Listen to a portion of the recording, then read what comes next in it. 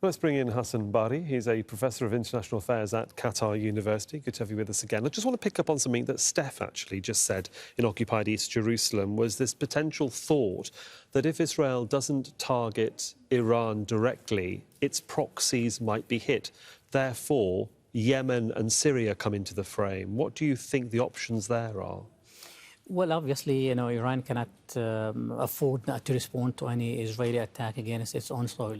And President Ebrahim Raisi made it perfectly clear, and he conveyed the message to everyone else through the Emir of Qatar when he told him that Iran would respond. And this is something very important for the Iranians, their prestige, their status in the region, and they don't want to be seen as weak in front of their proxies.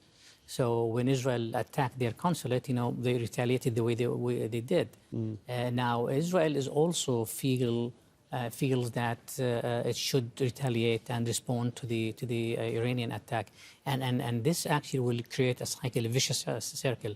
I think without international someone from the international community step in and try to mediate and find a common ground, at least to mitigate the impact of what Israel is going to do, I think this might actually develop into a wider conflict, and Iran probably would not respond immediately or directly, but would definitely use its proxies, but in a more lethal way this time. There are two sort of, you might say, moving parts here as well. We sort of look into this a little bit more in depth. We've seen the Houthis in Yemen able to respond to any attack, and we've seen that coalition of, you might say, Western ships in the Red Sea trying to deal with the Houthis and not really having much success.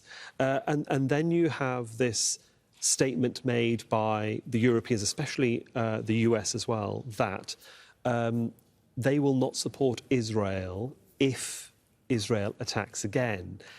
Yet we're hearing the Americans saying Israel has ironclad support from them. There's so many mixed messages going on here that's very confusing, not just for the viewer, but also for the politics of the region. Yeah, well, you know what? We have to understand that the American president cannot afford not to stand by Israel.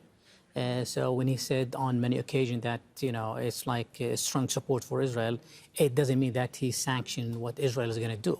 And he made it perfectly clear that Israel should not attack Iran and should be satisfied with the success of the defense. But also, he added on many occasions that if Iran attacks, the American would step in and work with Israelis closely with Israelis in order to respond to the attack. Meaning the American support to Israel would be defensive in this case, but will not support their offensive leaning kind of politicians who want to take the whole region into a war, and this is obvious. One of the main statements that was made when Iran launched its missiles and drones by the Western allies was unprecedented, unheard of. They condemned it. Yet in that barrage of nearly 300 missiles, nobody was killed. An airfield was damaged. Yet when 33,000 Palestinians, a large majority of them being women and children, are killed, Western nations who support Israel don't use the word unprecedented. Problem is that, we're dealing with double standards on the part of the Western countries. They support Israel. They don't see the Palestinians as even human. I mean, casting aside all of their statements, talking about the need to have a humanitarian aid, etc., but they look at the Palestinians as figures and numbers. So when an Israeli is the victim, everybody is standing up and talking about the unprecedented attack, or when the Iranians attacked Israel, it's as if it's unprecedented. But Israel has been attacking Iran for almost 10 years now, in Syria, in Lebanon, and everywhere. And also they moved inside Iran, and they sabotaged their nuclear sites. They killed their scientists. So the war actually launched by the Israelis had been on for almost 10 years. And when Iran responded, and here I'm not really, supporting Iran, but I'm here and I'm analyzing. So when Iran attacked, they're like up in arms, saying that the Iranians have attacked Israel as if it's unprovoked. OK, we'll see what happens. It's obviously a very complicated scenario with lots of moving parts. Hassan Barari, thank you for trying to help us with that. Thank you. Make sure to subscribe to our channel to get the latest news from Al Jazeera.